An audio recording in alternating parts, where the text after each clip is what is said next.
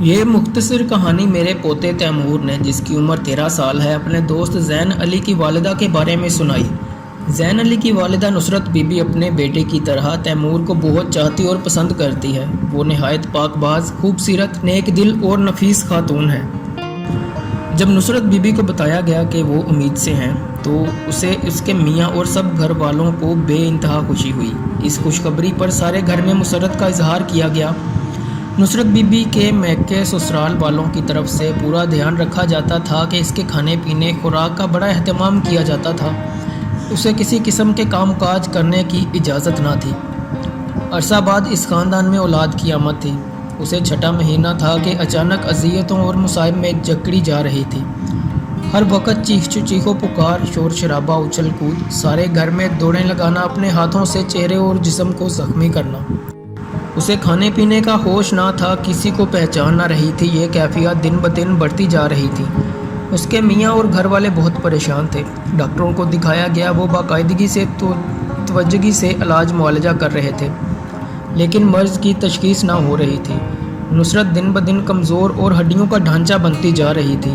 بتایا جا رہا تھا کہ شاید جنات کے اثرات ہیں، ان کا اعصابی سایہ ہے۔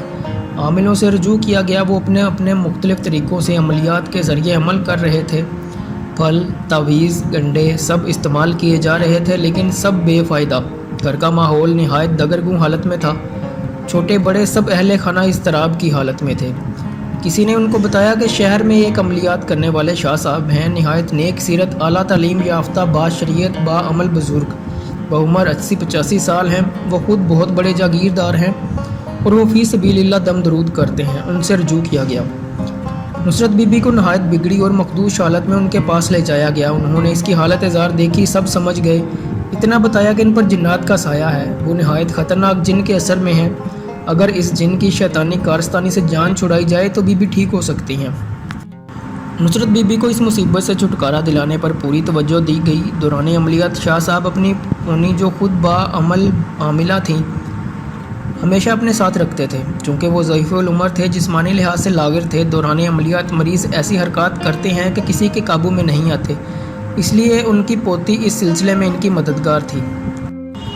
دوسرا یہ کہ شاہ صاحب کسی غیر محرم کو ہاتھ لگانا مناسب نہ سمجھتے تھے۔ شاہ صاحب نے سب کو سوائے اپنی پوتی کے باہر نکال دیا۔ تسبیح، سورہ یاسین، آیت الکرسی اور دیگر عملیات اپنے پاس رکھے، زور زور سے نہایت پردرد آواز میں پڑھنے لگے۔ نصرت نے شور مچانا شروع کر دیا۔ وہ بار بار شاہ صاحب پر حملہ کر رہی تھی، 1-2 دفعہ انہیں زخمی کر دیا۔ اس موقع پر ان کی پوتی سنبھالا دے رہی تھی۔ کوئی 1.5-2 گھنٹے بعد شاہ صاحب نصرت سے مخاطب ہوئے۔ وہ مخاطب ہوئے تو نصرت سے تھے، لیکن اس کے ذریعے جن سے بات کر رہے تھے۔ کیوں شیطانی کھیل کھیل رہے ہو؟ اس بی بی نے تمہیں کیا تکلیف دی ہے؟ تم نے کیوں اسے عذاب میں مبتلا کر رکھا ہے؟ اس کی جان چھوڑ دو ورنہ میں تمہیں نیست و نابود کر دوں گا۔ نصرت اپنی زبان سے جن کے لہجے میں نازیبا الفاظ ادا کر رہی تھی۔ وہ شاہ صاحب کو دھمکیاں دے رہی تھی، اس معاملے میں دخل نہ دو ورنہ نقصان تمہارا ہوگا۔ اس کو اسی حالت میں چھوڑ دو، میں اسے کبھی ٹھیک نہ ہونے دوں گا۔